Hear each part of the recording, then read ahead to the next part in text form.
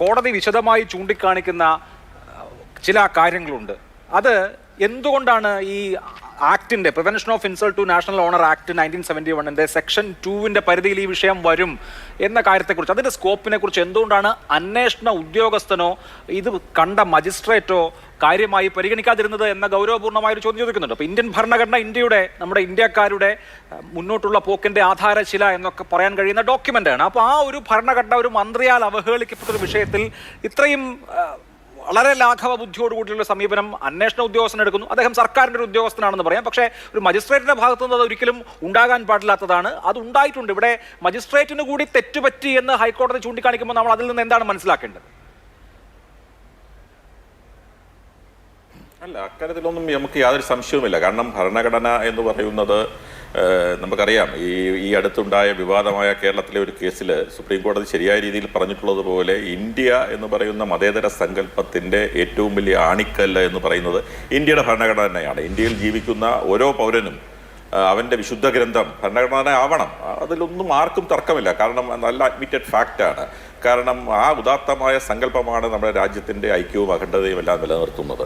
അതുകൊണ്ട് തന്നെയാണ് ഇപ്പോൾ 2003 ഇവിടെ നേരത്തെ ജസ്റ്റിസ് സൂചിപ്പിച്ചതുപോലെ 2003 ഈ ആക്ടിൽ സമൂലമായ അമെൻമെൻറ്റ്സ് ഉണ്ടായി. അമെൻമെൻറ്റ്സിൻ്റെ അടിസ്ഥാനത്തിൽ ഇപ്പോൾ കുറച്ചുകൂടെ ആ നിയമങ്ങൾ കുറച്ചുകൂടെ കർക്കശമാക്കുന്ന സംവിധാനം കൂടി ഉണ്ടായിട്ടുണ്ട്. പക്ഷേ ഈ കേസ് പോലീസ് എടുത്ത കേസല്ല. ഒരു 156(3), അതായത് ഒരു സ്വകാര്യ അന്യായം കോടതി മുമ്പാകെ ഒരു പരാതിക്കാരൻ കൊടുക്കുകയും ആ സ്വകാര്യ അന്യായത്തിൻ്റെ അടിസ്ഥാനത്തിൽ ആ സ്വകാര്യ അന്യായം ഫസ്റ്റ് ഇൻഫർമേഷനായി കണക്കാക്കിക്കൊണ്ട് ഒരു ക്രൈം രജിസ്റ്റർ ചെയ്യും. അതിൻ്റെ പുറത്ത് ഒരു അന്വേഷണം ഉണ്ടാവുകയുമാണ് ചെയ്തിട്ടുള്ളത്. പക്ഷേ ആ അന്വേഷണത്തിൽ ഈ ഹൈക്കോടതിയിൽ നിന്ന് ഒബ്സർവ് ചെയ്തിരിക്കുന്നത് പ്രാഥമികമായ ചില കാര്യങ്ങൾ പോലും ചെയ്യാൻ പോലീസ് തയ്യാറായിട്ടില്ല എന്നുള്ളതാണ് ഏറ്റവും പ്രധാനപ്പെട്ട ഒരു കാര്യം. അതൊരു നമ്മൾ പണ്ടൊക്കെ പറയാറില്ല, എന്ത് ചെയ്താലും നല്ലതാണെങ്കിലും ചീത്തയാണെങ്കിലും നന്നായി ചെയ്യണം എന്നുള്ള ഒരു പഴഞ്ചൊല്ലുണ്ട് എന്ന് പറഞ്ഞതുപോലെ ആ കാര്യങ്ങൾ പോലും ശരിയായ രീതിയിലല്ല അവർ ചെയ്തിരിക്കുന്നത്. അവർ ഒരു അന്വേഷണം എന്നുള്ള രൂപത്തിൽ പോലും ശരിയായ രീതിയിലുള്ള അന്വേഷണം നടന്നിട്ടില്ല. കാരണം ഒരു കേസിൽ ഒരു റെഫർ ചെയ്യാനുള്ള ഒരു റെഫർ റിപ്പോർട്ട് കൊടുക്കാനുള്ള അവകാശം ഇൻവെസ്റ്റിഗേറ്റിംഗ് ഓഫീസറിനുണ്ട്. കാരണം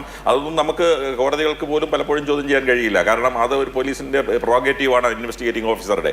എന്നാൽ അത് ശരിയായ രീതിയിലായിരിക്കണം അന്വേഷിക്കേണ്ടത്. അപ്പോൾ പ്രാഥമികമായ കാര്യങ്ങൾ, ഉദാഹരണത്തിന് ഈ ഇദ്ദേഹത്തിൻ്റെ ഓഡിയോ ക്ലിപ്പിൻ്റെ സൗണ്ട് ശബ്ദ പരിശോധനയുടെ റിപ്പോർട്ട് പോലും കിട്ടുന്നതിന് മുമ്പ് കൊടുത്തു എന്നുള്ള അത്തരത്തിലുള്ള സാങ്കേതികമായ കാര്യങ്ങൾ പറഞ്ഞതിനോടൊപ്പം തന്നെ വളരെ പെർട്ടിനൻ്റ് ആയിട്ടുള്ള ഒരു ഒബ്സർവേഷൻ ഈ കേസിൻ്റെ മെറിറ്റിലേക്ക് കടന്നുകൊണ്ട് ഹൈക്കോടതി പറഞ്ഞിരിക്കുന്നത്, അവിടെ ഈ ഏറ്റവും പ്രധാനപ്പെട്ട ഒരു കാര്യം, ഈ ഒരു പ്രസംഗം നടത്തിയപ്പോൾ നമുക്കറിയാം പ്രസംഗത്തെ രാഷ്ട്രീയക്കാർ, രാഷ്ട്രീയ പ്രവർത്തകർ, മന്ത്രിമാർ, പൊതുപ്രവർത്തകർ, സാഹിത്യകാരന്മാർ, സിനിമാക്കാർ ഇവരെല്ലാം തന്നെ ഈ വാക്കുകൾ കൊണ്ട് പലപ്പോഴും അമ്മാനമാടുന്നവരാണ്.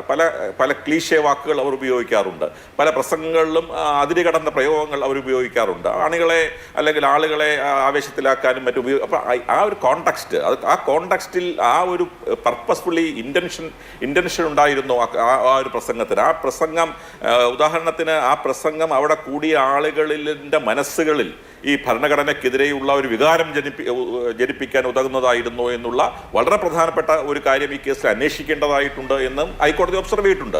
അപ്പോൾ ആ കാര്യങ്ങൾ ഉൾപ്പെടെയുള്ള കാര്യങ്ങൾ ഈ പുനരന്വേഷണത്തിൽ അന്വേഷിക്കണമെന്നാണ് ബഹുമാനപ്പെട്ട കേരള ഹൈക്കോടതി പറഞ്ഞിട്ടുള്ളത്. അതിൽ ഏറ്റവും പ്രധാനമായി ഈ റഫർ റിപ്പോർട്ട് അല്ലെങ്കിൽ ഈ ക്ലോസിംഗ് റിപ്പോർട്ട് ഈ പോലീസിന്റെ അക്സെപ്റ്റ് ചെയ്ത മജിസ്ട്രേറ്റ് നടപടി ശരിയായില്ല എന്നുള്ളതാണ് ഹൈക്കോടതിയുടെ നിഗമനം. അതിന്റെ അടിസ്ഥാനത്തിലാണ് ഈ കേസ് വീണ്ടും അന്വേഷിക്കണം എന്ന് പറഞ്ഞിട്ടുള്ളത്. പക്ഷേ അതിനോടൊപ്പം തന്നെ ഒരു കാര്യം കൂടി പറയാതിരിക്കാൻ കഴിയില്ല. കാരണം ഈ ഓർഡർ ഒരു കോടതി ഒരു ഓർഡർ വിധിച്ചു, ഹൈക്കോടതി ആ ഓർഡർ ശരിയല്ലെന്ന് പറഞ്ഞു. തീർച്ചയായിട്ടും ഈ പരാതിക്കാരന് അല്ലെങ്കിൽ ഈ അഗ്രീവ്ഡ് ആയിട്ടുള്ള ആരോപണ വിധേയന് ഈ ഓർഡർ സുപ്രീം കോടതി മുമ്പാകെ ചലഞ്ച് ചെയ്യാൻ കഴിയും. കാരണം നമുക്കറിയാം ആന്റണി രാജുവിൻ്റെ കേസിൽ കഴിഞ്ഞ ദിവസം ഉണ്ടായ വിധി, കാരണം വടികൊടുത്ത് അടി വാങ്ങിക്കുന്ന പോലെയാണ്. കാരണം അദ്ദേഹത്തിനെതിരെയുള്ള കേസ് കംപ്ലീറ്റ് കോഷ് ചെയ്തു കേരള ഹൈക്കോടതി. അദ്ദേഹം അതിനെതിരെ കോഷ് ചെയ്തെങ്കിലും വീണ്ടും പുനരന്വേഷണം പറഞ്ഞു. ആ ഓർഡറിനെതിരെ പോയി ആ കോഷ് ചെയ്ത ഓർഡർ സുപ്രീം കോടതി റദ്ദാക്കി.